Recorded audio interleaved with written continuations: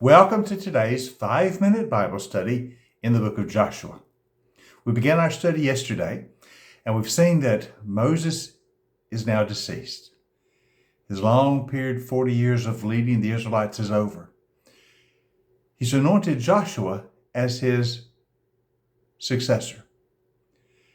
Joshua has been appointed by the hand of Moses under the leadership of the Lord to now take the children of Israel across the Jordan River into possession of the promised land.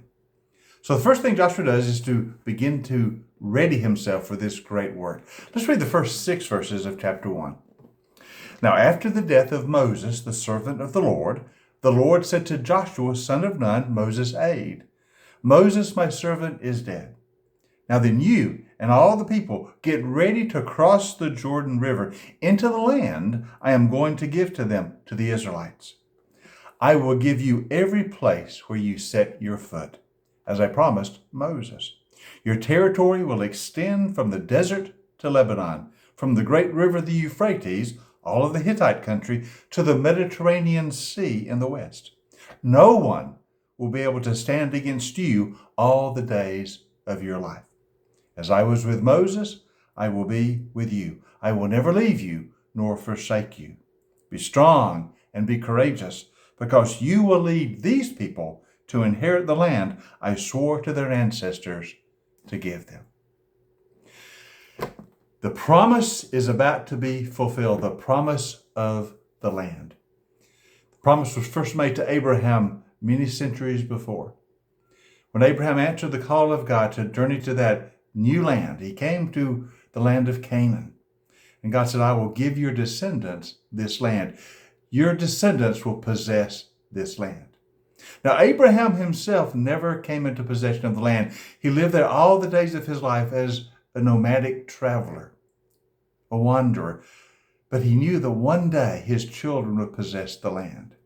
Now, centuries later, as they have come up out of Egypt under Moses, they've come to the bank of the Jordan River. They are ready to cross over. And so God says to Joshua, get ready. You're about to cross the Jordan River. The promise is to be fulfilled. You will inherit the land. Notice the promise says, I will give to you, to the children of Israel, every place where you set your foot. He even describes the boundaries of the land, how expansive it is. This is my promise, God says, to my children. You will possess wherever you set your foot. The land is yours. Notice the other part of the promise. As I was with Moses, so I will be with you. Now, Joshua had been with Moses all along. He had seen all that God had done through Moses. He had seen the deliverance from Egypt. He had seen the Red Sea open and the children pass through on dry land. He had seen them come to Mount Sinai, and he had seen the presence of God on the mountaintop in the cloud. He had seen Moses bring down the 10 Commandments as they came into covenant with God. And now for 40 years, he has seen Moses lead them as they waited for the time to come.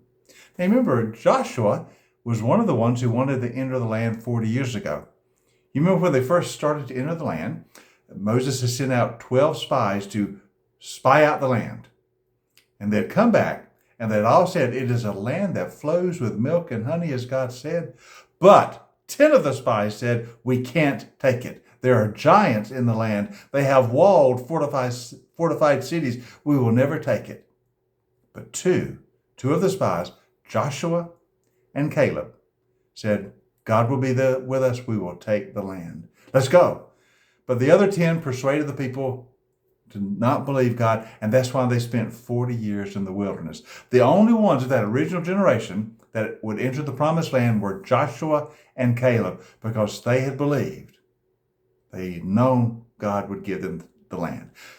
Now, Joshua, an old man now, so much older, and yet still in vigor and in strength that God had given him, is going to lead the people over. So the promise is made. You saw all I did through Moses. You saw I was with him. You believed. And now be assured, I will be with you. My presence will go with you. My people will inherit the land. Joshua in faith knows this is true. And so he receives the call, and he's ready now to lead the people into the land. Now tomorrow we'll look a little further as he begins to get the people ready. But the day has come. They're about to cross the Jordan River and receive the fullness of God's promise to them.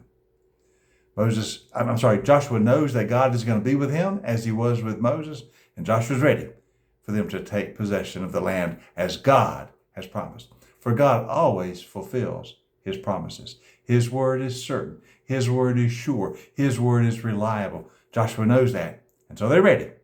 They're ready to cross the river.